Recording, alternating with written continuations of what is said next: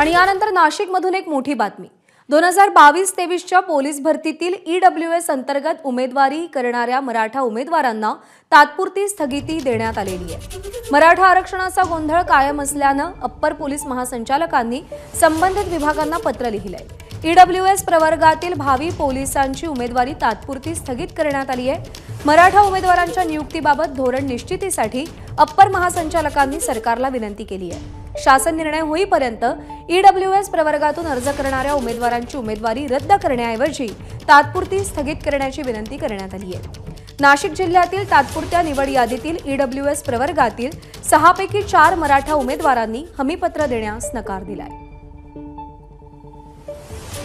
मुकुल कुलकर्णी आपले प्रतिनिधी आपल्याला अधिक अपडेट देतील। मुकुल, प्रज्ञा, जे मराठा उमेदवार आहेत त्यांना काही प्रमाणामध्ये पोलीस महासंचालकांकडून दिलासा मिळाला आहे असंच म्हणावं लागेल, कारण 2022-23 मधली ही भरती प्रक्रिया आहे आणि जे ईडब्ल्यूएस प्रवर्ग अंतर्गतील जे भावी पोलीस होते, जे उमेदवार होते, त्यांना त्यावेळेस असं सुचवण्यात आलेलं होतं, तुम्ही एक तर खुल्या प्रवर्गामधनं आपला उमेदवारी अर्ज दाखल करा किंवा एसीबीसी मधनं करा।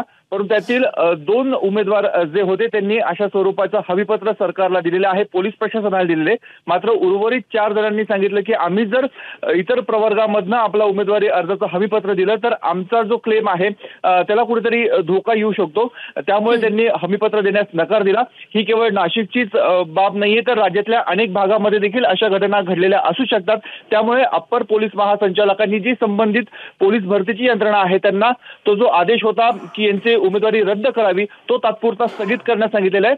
त्याचबरोबर शासनाला देखील एक विनंती पत्र दिलेलं आहे की या संदर्भातला तुम्ही काहीतरी तोडगा काढा आणि जोपर्यंत शासन कुठलं धोरण निश्चित करत नाही तोपर्यंत अशा स्वरूपाची स्थगिती ही कायम ठेवण्याचे आदेश देण्यात आलेले आहेत।